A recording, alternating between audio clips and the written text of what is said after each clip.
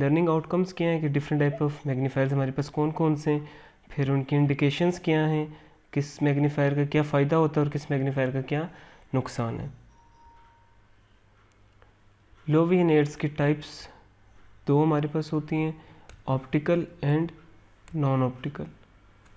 Optical में फिर हमारे पास होता है डिस्टेंस के लिए या फिर नियर के लिए। तो जो मैग्नीफायर्स हैं वो किस लिए होते हैं, नियर के लिए होते हैं। तो अब अगर आपसे पूछा जाए कि मैग्नीफायर्स क्या हैं, ये नियर ऑप्टिकल विजुअल एड्स हैं, लो विजन एड्स।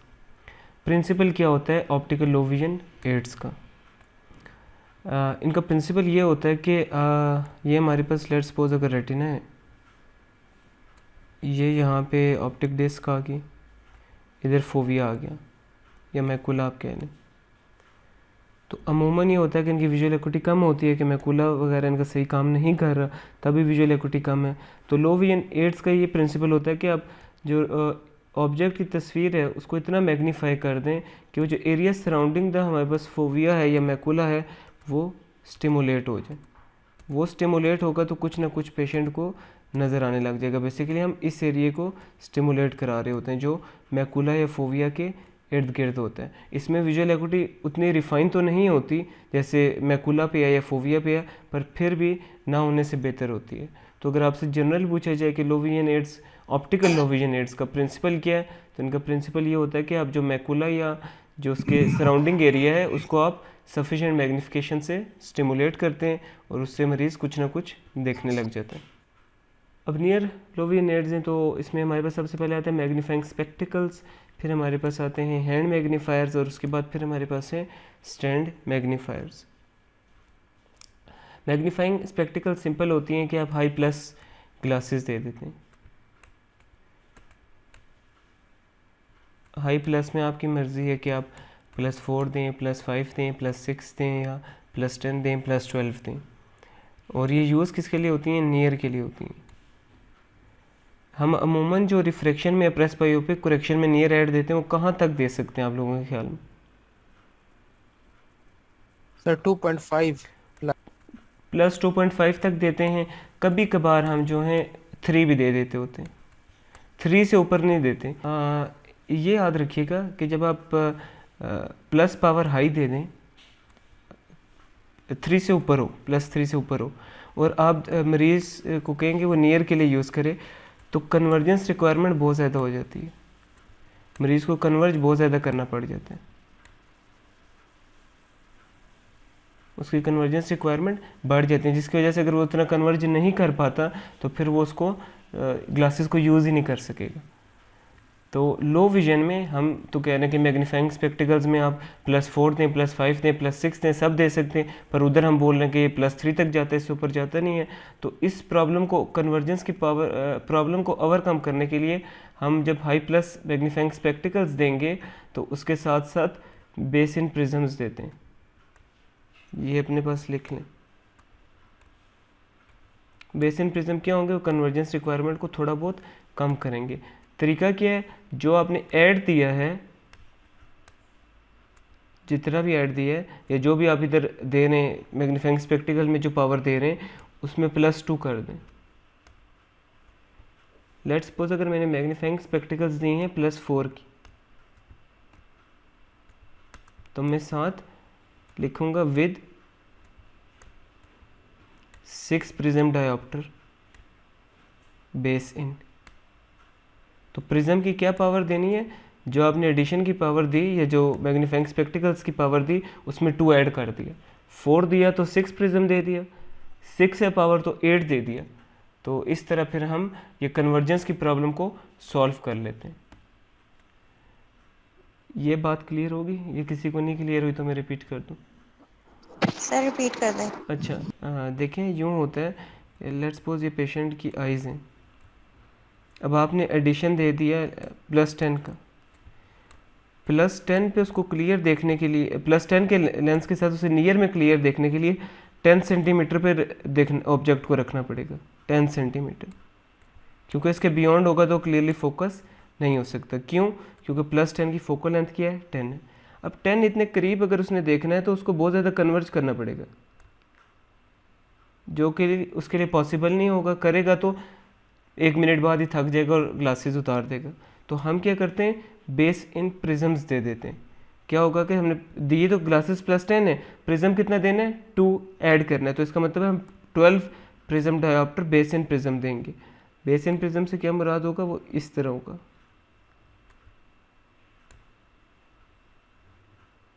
जब बेस इन प्रिज्म देंगे तो वो इस ऑब्जेक्ट इन लाइट रेज को थोड़ा सा डाइवर्ट कर देगा, उसको ऐसा लगेगा कि जैसे वो इधर से देख रहे हैं, थोड़ा पीछे से देख रहे हैं प्रिज्म की वजह से, जिसकी वजह से उसकी कन्वर्जेंस रिक्वायरमेंट जो है वो थोड़ी सी कम हो जाएगी और वो देख सकेगा। तो ये कॉन्सेप्ट होता है प्रिज्म्स देने का मैग्नीफाइंग स्पेक्टिकल्स में। क्यों देते हैं, कन्वर्जेंस को ओवरकम करने के लिए। अगर हम ये नहीं देंगे, प्रिज्म नहीं देंगे, तो कन्वर्जेंस नहीं हो सकेगी। कितना देना है, जो पावर है मैग्नीफाइंग स्पेक्टिकल्स की उसमें 2 आपने ऐड कर देना। और इन ग्लासेस को फोंडा ग्लासेस बोलते हैं, ये भी अपने पास लिख लें, क्योंकि फोंडा एक बंदा था जिसने ये दरियाफ्त किया था, फोंडा ग्लासेस। अब अगर आपसे कोई यही पूछ ले कि फोंडा ग्लासेस क्या हैं, तो अब ये कह सकते हैं कि मैग्नीफाइंग स्पेक्टिकल्स हैं जो लो विजन में यूज़ होते हैं, नियर विजन के लिए होंगे, और इधर साथ बेस इन प्रिज्म होता है। कितना होता है, जो पावर है स्पेक्टिकल्स की उसमें 2 ऐड हुआ होता है। तो ये हमारे पास बेसिक्स थे मैग्नीफाइंग स्पेक्टिकल्स। ये most common low vision aid है, सबसे ज़्यादा जो है ना हम यही प्रिस्क्राइब कर रहे होते हैं मरीज़ों को लो विजन क्लिनिक में, क्योंकि जो मैग्नीफायर्स वगैरह होते हैं ना, उससे पेशेंट की अपनी एक्सेप्टेबिलिटी इतनी नहीं होती, क्योंकि वो चीज़ सोसाइटी में इतनी कॉमन नहीं है, तो मरीज़ जो होता है वो रिलेक्टेंट होता है। मैग्नीफाइंग स्पेक्टिकल से उसको ये होगा कि उसने ऐनक ही पहननी है, तो वो इसको एक्सेप्ट कर लेता है। सक्सेस रेशियो इसमें बहुत ज़्यादा है, बहुत सक्सेसफुल डिवाइस है, और इसको आप नियर एंड इंटरमीडिएट के लिए यूज़ कर सकते हैं। प्रिंसिपल इसका क्या है कि अब ये कैसे मैग्नीफिकेशन ला रहा है। प्रिंसिपल इसका ये होता है कि अगर आपके पास ये कन्वेक्स लेंस है, +10 जैसे हो गया, तो इसका फोकल पॉइंट क्या होगा, 10 सेंटीमीटर होगा। तो ऑब्जेक्ट को आपने फोकल पॉइंट के अंदर रखना है या फोकल लेंथ के अंदर रखना है। उससे क्या होगा, जब लाइट रेज इससे गुजरेंगे कन्वेक्स लेंस से, तो वो एक हमारे पास वर्चुअल इमेज बना देगा, पीछे जाके इरेक्ट होगी, वर्चुअल होगी एंड मैग्नीफाइड होगी। तो इस तरह ये मैग्नीफिकेशन प्रोवाइड करें मैग्नीफाइंग स्पेक्टिकल्स। ऑब्जेक्ट को किधर रखना है, फोकल लेंथ के अंदर रखना है, जिससे उसकी erect, virtual and magnified image बन सकती है और आपको ऑब्जेक्ट बड़ा नजर आएगा। अगेन इसमें एरिया कौन सा स्टिमुलेट हो रहा होगा, जो फोविया के इर्द गिर्द वाला एरिया है, क्योंकि अगर फोविया उसका ठीक होता तो उसकी तो विजन वैसे ही बेहतर होती। टाइप्स इसमें क्या है, आप बाइनोकुलर भी दे सकते हैं, मोनोकुलर भी दे सकते हैं। बाइनोकुलर जो है वो 4 to 12 तक आप देते हैं, और ये याद रखिएगा with base in prisms. Sir image कौन सा आने का फिर से बता दें। इमेज जो है ना, ये ऑप्टिक्स है, ये शायद आपने सेकंड सेमेस्टर में भी पढ़ी हो कि जब भी कन्वेक्स लेंस की फोकल लेंथ के अंदर आप एक ऑब्जेक्ट रखते हो तो उसकी इमेज कैसी बनती है, मैग्नीफाइड बनती है, वर्चुअल होती है क्योंकि फोकस पीछे जाके हो रहा है, यहाँ रेज नहीं मिल रही, और इरेक्ट होती है, सीधी होती है।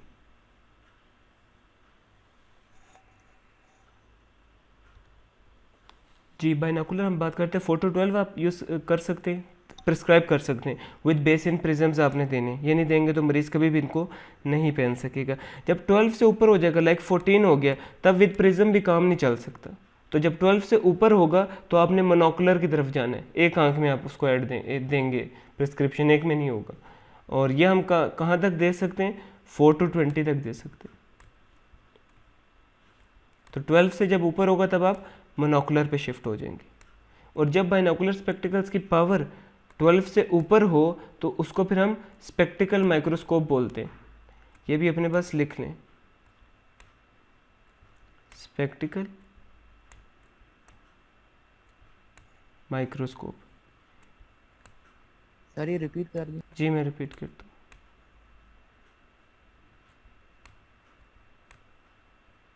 स्पेक्टिकल माइक्रोस्कोप हमारे पास क्या है, जब ये जो हमारे पास मैग्नीफाइंग स्पेक्टिकल्स हैं इसकी पावर ग्रेटर देन 12 हो, लाइक किसी को आपने +14 प्रिस्क्राइब कर दिया, +16 प्रिस्क्राइब कर दिया, तो आप इसको बोलेंगे ये स्पेक्टिकल माइक्रोस्कोप है।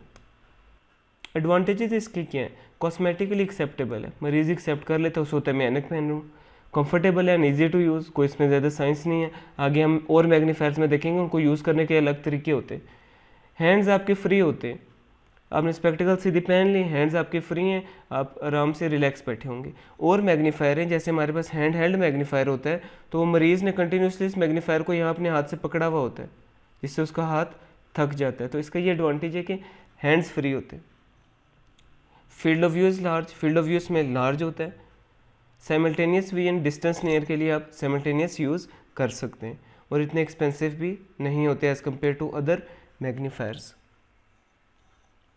ये इसके एडवांटेजेस थे। डिसएडवांटेजेस, स्फेरिकल एब्रेजन्स होती हैं, हाई प्लस है तो ऑब्वियसली स्फेरिकल एब्रेजन्स पेरिफेरी से होंगी। इनको ख़त्म करने के लिए हम एस्फेरिक लेंसेज यूज़ कर सकते हैं। अगर हम एस्फेरिक लेंसेज यूज़ करेंगे तो फिर स्फेरिकल एब्रेजन्स नहीं होंगी। दूसरा जो इसका डिसएडवांटेज है कि शॉर्ट फोकल लेंथ होती है। जैसे अगर +8 डायप्टर मैंने प्रिस्क्राइब किया हुआ है, तो वो मरीज़ को क्लियर दिखा सकता है 12 सेंटीमीटर के लिए। जब वो इतने करीब देखेगा तो वो कंफर्टेबल नहीं होगा, हाथ उसके थक जाएंगे, रीडिंग मटेरियल को इतना क्लोज उसने पकड़ा होगा, तो मरीज़ इससे फिर इतना कंफर्टेबल नहीं होता। तो इस वजह से ये इसका एक और डिसएडवांटेज है कि फोकल लेंथ इसमें बहुत शॉर्ट होती है। तो दो इसके डिसएडवांटेज है। तो यहाँ तक हमने पढ़ा है ये मैग्नीफाइंग स्पेक्टिकल्स को। ये पहली हमारे पास ऑप्शन थी। दूसरी हमारे पास ऑप्शन क्या है? हैंड हेल्ड मैग्नीफायर है। इसमें ये यहाँ बटन लगा हुआ है, तो ये बटन आप ऑन कर दें तो इसके अंदर बिल्ट इन लाइट भी होती है। अब अगर आपसे मैग्नीफायर्स के टाइप कोई जनरल पूछे तो आप यूँ भी कह सकते हैं कि इल्यूमिनेटेड होता है और नॉन इल्यूमिनेटेड होता है। ये सेल्फ इल्यूमिनेटेड भी आप कह सकते हैं।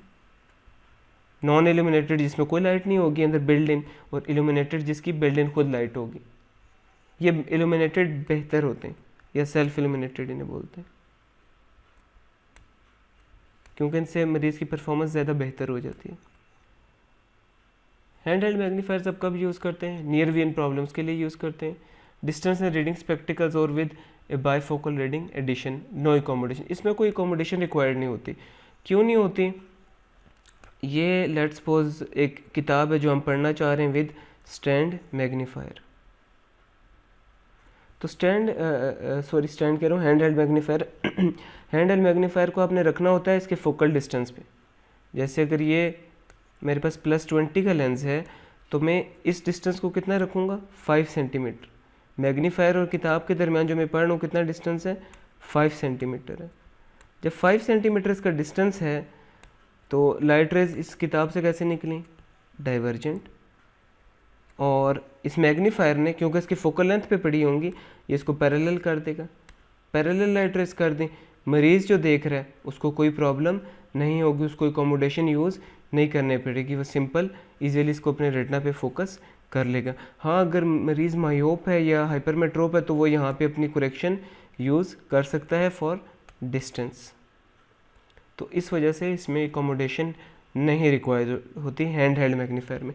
आगे हम स्टैंड मैग्नीफायर देखेंगे, उसमें एकोमोडेशन रिक्वायर्ड होती है। तो एकोमोडेशन कब रिक्वायर्ड नहीं होती? जब ये फोकल लेंथ पे पड़ा हुआ हो, फोकल लेंथ पे होगा।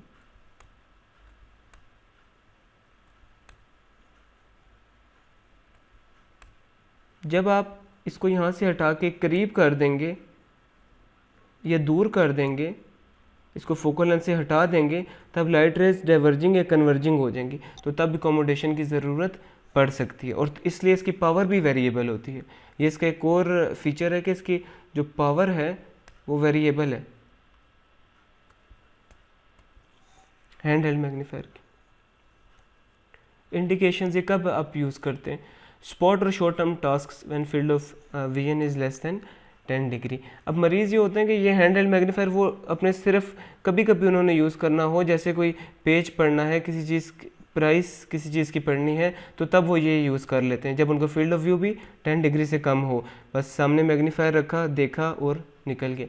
इसको आप लंबे नियर वर्क के लिए नहीं यूज़ कर सकते। क्यों? आपके हैंड्स फ्री नहीं होते, आपने हैंड में मैग्नीफायर पकड़ा होगा और फिर कंटिन्यूसली उसको रीडिंग मटेरियल के ऊपर मूव कर रहे होंगे, तो मरीज़ के लिए वो काफ़ी थकावट दे अमल होता है। तो इसलिए इसको शॉर्ट टर्म टास्क के लिए मरीज़ इस्तेमाल करते हैं, या कभी स्पॉट कोई ख़ास मौका हो जिस पे 10 सेकंड के लिए देखना हो, वहाँ ये देख सकते हैं। या फिर ये इसे ऑक्सिलरी लेंस यूज़ करते हैं फॉर फाइनर जॉब्स। एक्स्ट्रा लेंस उन्होंने हो सकता है मैग्नीफाइंग स्पेक्टिकल्स रखी हुई हों, ये एक्स्ट्रा रखा हुआ है, कोई फाइन जॉब करनी है तो तब ये इसको इस्तेमाल कर सकते हैं, हैंड हेल्ड मैग्नीफायर को। अब इसके डिज़ाइन की बात की जाए तो इसमें +4 से +40 तक पावर अवेलेबल है हमारे पास। मोस्टली मरीज़ किस में कंफर्टेबल हो जाते हैं? 8 में, 12 में, 16 में और 20 में। और इसकी मैग्नीफिकेशन वेरिएबल है। क्यों वेरिएबल है? क्योंकि डिपेंड करता है मैग्नीफायर को आपने किस डिस्टेंस पे रखा हुआ है फ्रॉम द रीडिंग मटेरियल। उसकी फोकल लेंथ पे रखा होगा तो फुल पावर देगा, आगे रखेंगे पीछे रखेंगे तो उसकी पावर वेरिएबल हो जाएगी। हम क्या चाहते हैं कि हैंडल मैग्नीफायर कैसा हो? वाइड फील्ड हो, उसका फील्ड ऑफ व्यू ज़्यादा हो, लाइट वेट हो, क्योंकि मरीज़ ने कंटिन्यूसली इसको हाथ में उठाना है तो लाइट वेट हो, भारी होगा तो मरीज़ वैसे ही कंफर्टेबल नहीं होगा, और सेल्फ इल्यूमिनेटेड हो, उसके अंदर ही लाइट अपनी हो। हाउ टू यूज़ इट, इसको अब यूज़ कैसे करना है? अच्छा, वो हम पीछे एक मिस कर गए कि इसको यूज़ कैसे करते हैं मैग्नीफाइंग स्पेक्टिकल्स को। मैग्नीफाइंग स्पेक्टिकल्स को यूज़ करने का ये तरीका होता है कि आप मरीज़ को कहते हैं कि बिल्कुल उसने ग्लासेस पहनी हुई हैं मैग्नीफाइंग स्पेक्टिकल्स, उसे कहेंगे कि रीडिंग मटेरियल बिल्कुल अपने करीब कर ले, जितने करीब हो सकते हैं, फिर ग्रेजुअली इसको मूव करेगा, अपने से अवे दूर करता जाएगा अनटिल उसको क्लियर नज़र आने लग जाए। लेट्स सपोज उसने इतने डिस्टेंस पे मूव किया तो उसको क्लियर नज़र आने लग गया। तो ये इसका तरीका होता है कि आपका काम है बीइंग अ लोवियन प्रैक्टिशनर के मरीज़ को समझाना भी है कि इसको इस्तेमाल कैसे करना है। जो भी चीज़ पढ़नी है या देखनी है उसको बिल्कुल आंख के करीब रखना है और ग्रेजुअली उसको दूर दूर मूव करना है टिल आपको क्लियर नज़र आ जाए। जैसे क्लियर नज़र आया वहीं पर आप रुक जाएंगे। इस तरह आप मैग्नीफाइंग स्पेक्टिकल्स को यूज़ करते हैं। अब अगर बात की जाए कि हैंड हेल्ड मैग्नीफायर को कैसे यूज़ करना है, put magnifier flat on the reading material. इसका आप उलट है, यहाँ मरीज़ की आंख है और लेट्स सपोज उसने ये चीज़ पढ़नी है तो वो इसके ऊपर मैग्नीफायर को रख देगा और फिर ग्रेजुअली इसको मूव करेगा टुवर्ड्स हिज आई अनटिल उसको क्लियर नज़र आए। लेट्स सपोज यहाँ पे वो पहुँचा तो ये किताब इसके फोकल डिस्टेंस पे आ गई तो लाइट रेस पैरेलल हो जाएंगी और उसको क्लियर नज़र आने लग जाएगा। तो इस तरह आप हैंड हेल्ड मैग्नीफायर यूज़ करवाते हैं। दोनों का ऑपोजिट तरीका था। स्पेक्टिकल्स में आंख से दूर जाना था और इसमें आंख के करीब लेके आना है। ये इसका प्रोटोकॉल है इंस्ट्रूमेंट या ये डिवाइस यूज़ करने का। तो put magnifier flat on reading material then gradually move towards the nose until it is clear. Advantages इसमें क्या है? इसमें वर्किंग डिस्टेंस ज़्यादा हो जाता है। मैग्नीफायर में जैसे स्पेक्टिकल्स थी तो उसमें फिक्स डिस्टेंस था। सर हैंड हेल्ड का फिर से बता दें। यूज़ का तरीका कह रहे हैं? जी सर। हैंड हेल्ड का ये तरीका है कि लेट्स सपोज ये किताब है जो उसने पढ़नी है तो वो किताब के ऊपर मैग्नीफायर रख देगा। मैग्नीफायर किताब के ऊपर रख दिया, फिर ग्रेजुअली इसको पीछे की तरफ मूव करेगा, अपनी आंख की तरफ मूव कर रहा है। लेट्स सपोज यहाँ से इसके और आंख का डिस्टेंस जो है वो 50 सेंटीमीटर था तो उसने इसको मूव किया 40 सेंटीमीटर तक ले आया, आंख के करीब किया तो यहाँ उसको क्लियर नज़र आने लग जाएगा। क्लियर जैसे है वो वहीं रुक जाएगा और फिर वो रीड करेगा। फिर अब उसने सिर्फ इस मैग्नीफायर को लेफ़्ट टू राइट या अप एंड डाउन मूव करना है जैसे जैसे वो लाइंस को पढ़ रहा होगा या जो भी चीज़ वो देख रहा है उसको वो ऑब्जर्व कर रहा होगा। तो आपने रखना अपने ऑब्जेक्ट के ऊपर है, फिर ग्रेजुअली आंख की तरफ मूव करना है। कब क्लियर होगा? जब ये जो मैग्नीफायर है और ये इसके फोकल डिस्टेंस पे होगा। फोकल डिस्टेंस पे जैसे ही होगा लाइट रेस पैरेलल हो जाएंगी, पैरेलल होंगी तो इजीली इस पर फोकस हो सकती हैं। हमने देख लिया एकोमोडेशन इसमें रिक्वायर्ड नहीं होती। और इसेंट्रिक व्यूइंग भी इसमें कर सकते हैं। मरीज़ जो है इससे तिरछा भी देख सकते हैं, वो उसको फिर भी क्लियर नज़र आएगा। इसेंट्रिक व्यूइंग कौन लोग करते हैं? कुछ लोग ऐसे होते हैं जिनका सेंट्रल फील्ड जब ख़राब होती है या फोविया ख़राब होता है, वो साइड पे कोई एरिया यूज़ करने लग जाते हैं फॉर सेंट्रल व्यूइंग, जिससे क्या होता है उनका हेड थोड़ा सा टिल्ट वगैरह होता है, तो उसको हम इसेंट्रिक व्यूइंग कहते हैं। कोई ऐसा मरीज़ है तो वो भी इससे कंफर्टेबल हो जाएगा। और ये जो मोर वर्किंग डिस्टेंस था ये एज़ कम्पेयर टू स्पेक्टिकल्स बताया जा रहा है, इसमें ज़्यादा डिस्टेंस अवेलेबल होता है। डिसएडवांटेजेस क्या हैं? हैंड्स फ्री नहीं है, हैंड्स फ्री नहीं है, मरीज़ थक जाएगा। तो इसका मतलब है लॉन्ग टर्म को नियर है, जैसे बुक रीडिंग है, कोई नॉवल रीडिंग है, वो मैग्नीफायर से करना उसके लिए बहुत मुसीबत बन जाएगी।